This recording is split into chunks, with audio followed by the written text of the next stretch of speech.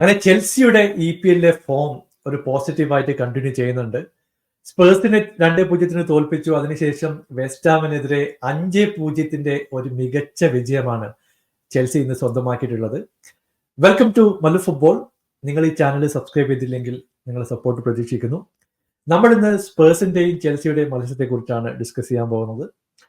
Chelsea തന്നെ start ചെയ്യാം. പലപ്പോഴും ആ ഒരു 10ാം സ്ഥാനത്ത് നിന്ന് മുമ്പോട്ട് പോകാനാവാതെ വിഷമിക്കുന്ന ചെൽസി ടീമിനെ നമ്മൾ കണ്ടിട്ടുണ്ട്.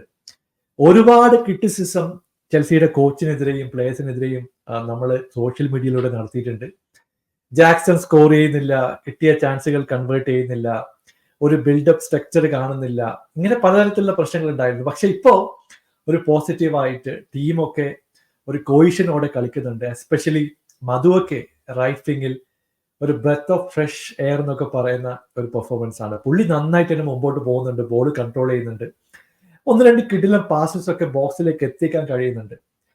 Call Palmer, what is signing four Chelsea. പുള്ളി എനിക്ക് വിശ്വസിക്കാനാവാത്ത ഒരു പെർഫോമൻസ് ആണ് ഈ ഒരു സീസണിൽ പാമറിന്റെ സൈഡിൽ നിന്ന് വന്നത്. പാമറിനെ എടുത്തങ്ങ് മാറ്റിക്കഴിഞ്ഞാൽ ചെൽസിയുടെ ഓവറോൾ പെർഫോമൻസ് ചിലപ്പോൾ ഒരു ബോട്ടം 10-ലായിരിക്കുന്ന കാര്യത്തിൽ ഒരു സംശയവുമില്ല. അത്രയും മികച്ചൊരു ഇമ്പാക്ട് കൊണ്ടുവരാൻ പാമറിന് കഴിഞ്ഞു. അതുകൂടാതെ ജാക്സൺ ആയിരുന്നു വലിയൊരു ബോട്ടിൽ നെക്ക്. പുള്ളി സ്കോർ ചെയ്യുന്നില്ല എന്നുള്ള ഒരു കംപ്ലൈന്റ് ഫാൻസിന്റെ ഇടയിൽ ഉണ്ടായിരുന്നു. പക്ഷേ ഇന്ന് 2 കിടിലം ഗോളുകൾ പുള്ളി സ്കോർ ചെയ്തു. ഇവിടെ മധുവയ്ക്ക് കൊടുത്ത പാസ് ഒക്കെ എടുത്തു പറയേണ്ടതുണ്ട്. ഒരു ടാപ്പിൻ ഓപ്പർച്യൂണിറ്റി ആയിരുന്നു ആദ്യത്തെ ഗോള്. രണ്ടാമത്തെ ഗോള് ഒരു കിടിലം ത്രൂ ബോൾ. എനിക്ക് ഭയങ്കര ചേഞ്ചസ് ആയിട്ട് തോന്നിയത്, ഇപ്പോൾ വെസ്റ്റ് ഹാമിനെതിരെയൊക്കെ ഒരുപാട് ത്രൂ ബോൾസ് വരുന്നു, ഒരു ലോങ് ബോൾ വരുന്നു. ഇതൊക്കെ വളരെ കൃത്യമായിട്ട് ഹാൻഡിൽ ചെയ്യാനും കൺവേർട്ട് ചെയ്യാനും ചെൽസിക്ക് കഴിയുന്നുണ്ട്. വെസ്റ്റ് ഹാമിന്റെ കാര്യം എടുത്തു പറയേണ്ടതുണ്ട്. ഡേവിഡ് മോയിസ് വെസ്റ്റ് ഹാം ടീമും ഓരോ മത്സരം കഴിയുന്തോറും താഴോട്ട് പോയിക്കൊണ്ടിരിക്കുകയാണ്. അവരുടെ ഡിഫൻസ് എന്ന് പറയുന്നത് ആവറേജ്, ബിലോ ആവറേജ് ഡിഫൻസ് ആണ്. ഈസി ആയിട്ടുള്ള 1-2 ചാൻസുകളൊക്കെ അവർക്ക് കിട്ടിയിട്ടുണ്ടായിരുന്നു. പക്ഷെ 2 പ്രാവശ്യം പോസ്റ്റിന്റെ ഫ്രെയിം തട്ടിയിട്ട് പുറത്തേക്ക് പോകുന്നത് നമ്മൾ കണ്ടു. ബോന്റെ ഒരു ഷോട്ട് ഉണ്ടായിരുന്നു, ലെഫ്റ്റ് വിങ്ങിൽ നിന്ന് മറ്റൊരു ഷോട്ട് ഉണ്ടായിരുന്നു. ഇങ്ങനത്തെ 1-2 ഓപ്പർച്യൂണിറ്റികൾ മാറ്റി നിർത്തി കഴിഞ്ഞിട്ടുണ്ടെങ്കിൽ ഒഫെൻസീവ്ലി വളരെ പൂർ ആയിട്ടുള്ള ഒരു പെർഫോമൻസ് ആണ് വെസ്റ്റ് ഹാമിന്റെ സൈഡിൽ നിന്ന് കണ്ടിട്ടുള്ളത്. എന്തായാലും ചെൽസി ഒന്ന് ആഞ്ഞു പിടിച്ചു കഴിഞ്ഞാൽ ചിലപ്പോൾ യൂറോപ്യൻ ലീഗ് സ്പോട്ടിലേക്ക് എത്താൻ കഴിയായിരിക്കും. അപ്പോൾ പോച്ചിനെ സംബന്ധിച്ചിടത്തോളം അത് വലിയൊരു അച്ചീവ്മെന്റ് തന്നെ ആയിരിക്കും. പക്ഷേ ന്യൂകാസിൽ ഉണ്ട്, യുണൈറ്റഡ് പറകുന്നു വരുന്നുണ്ട്, സ്പേഴ്സ് ഉണ്ട്. സ്പേഴ്സിന്റെ കാര്യം നമുക്ക് പിന്നെ പറയാം. അപ്പൊ എന്തായാലും ഒരു മാത്തമാറ്റിക്കലി ഒരു ചാൻസ് ചെൽസിക്ക് പോസിബിൾ ആണ്.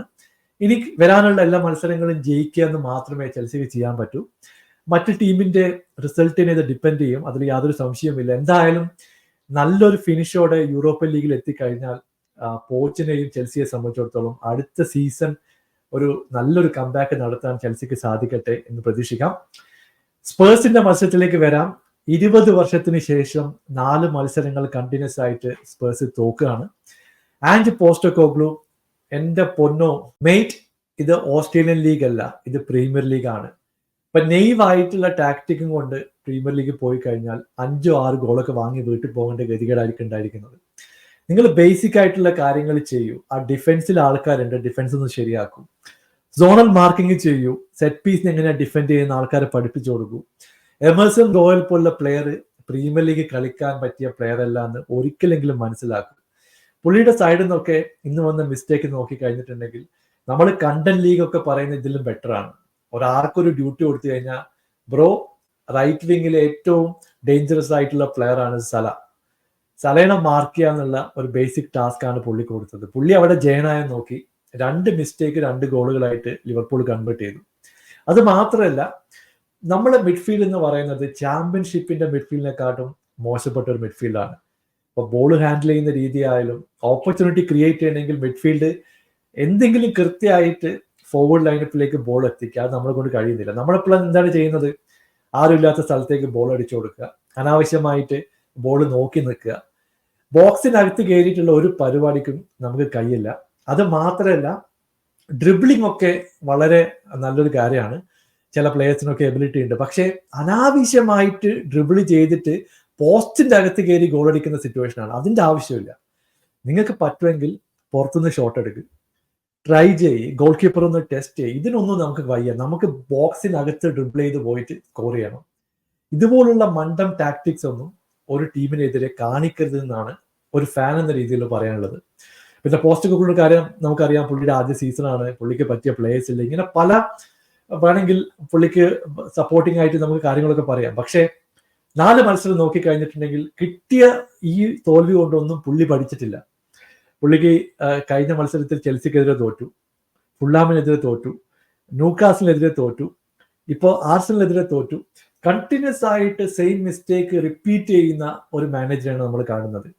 അത് കോമൺ സെൻസ് എന്നല്ല പറയുന്നത്, അത് വിഡ്ഢിത്തം എന്നാണ് പറയേണ്ടത്, റൈറ്റ്? ഇപ്പോൾ പോസ്റ്റ് കോഗ്ലുവിന് ഇത് പറ്റൂലെങ്കിൽ അത് ഇട്ടിട്ട് വേറെ വല്ല പണിക്കും പോകേണ്ട ഒരു ആവശ്യകത ഇപ്പോൾ ഉണ്ട്. അതെനിക്ക് തോന്നുന്നു പുള്ളി ഓപ്പൺ ആയിട്ട് പറയെങ്കിൽ പറയാം, ഈ ഷുഗർ കോട്ടഡ് കാര്യങ്ങൾ പറഞ്ഞിട്ട് ഒരു കാര്യമില്ല. ഇപ്പോൾ ലൊസൽസോന് കളിക്കാൻ അവസരം കൊടുക്കുന്നില്ല.